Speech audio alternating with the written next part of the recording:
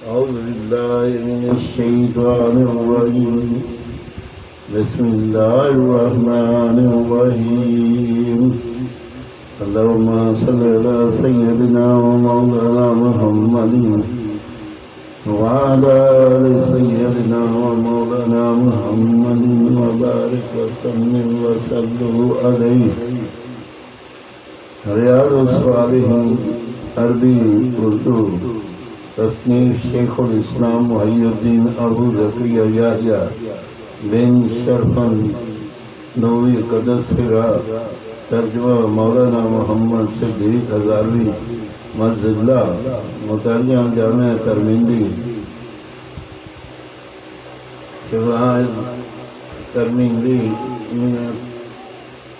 ترمذی موقف تعارف علماء اہل سنت. حسن اخلاق. وعد اللہ تعالی، ارشاد باری تعالی ہے، اور بے شک تمہاری خوب بڑی شان کی ہے. نیز فرمایا اور غصہ پینے والے اور لوگوں سے درگزر کرنے والے. حضرت انس رضی اللہ تعالی عنہ فرماتے ہیں، حضرت صلی اللہ تعالی علیہ وسلم لوگوں میں سب سے اچھے اخلاق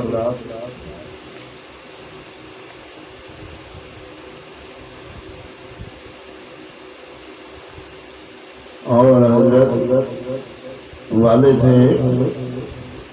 بخاری و مسلم. حضرت انس رضی اللہ تعالی عنہ فرماتے ہیں، میں نے نبی کریم صلی اللہ تعالی علیہ وسلم کے دست مبارک سے زیادہ نرم کسی ریشمی کپڑے کو نہیں چھوا، اور نہ میں نے کوئی ایسی خوشبو سنی ہے جو حضرت صلی اللہ تعالی علیہ وسلم کی خوشبو سے زیادہ اچھی ہو. میں نے 10 سال نبی کریم صلی اللہ تعالی علیہ وسلم کی خدمت کی.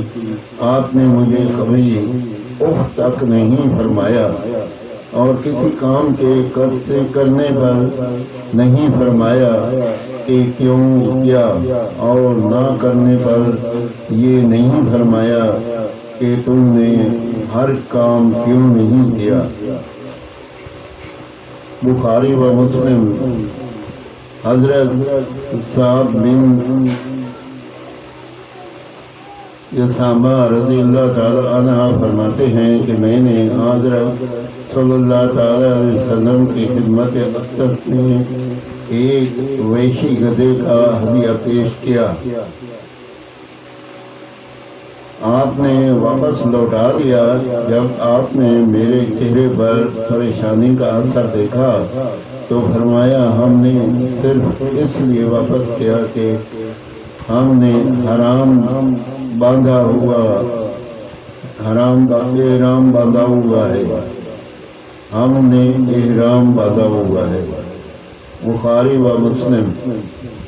حضرت نواز بن سمان رضی اللہ تعالی عنہ فرماتے ہیں، میں نے نبی کریم صلی اللہ تعالی علیہ وسلم سے نیکی اور گناہ کے متعلق سوال کیا. آپ نے فرمایا، نیکی حسن اخلاق کا نام ہے، اور گناہ وہ ہے جو تیرے دل میں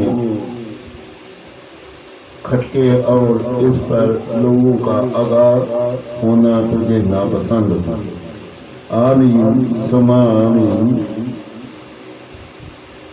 ریاض الصالحین کی چند حدیثیں پڑھی ہیں. اللہ پاک مجھے اور آپ لوگوں کو سب کو عمل کرنے کی توفیق دے.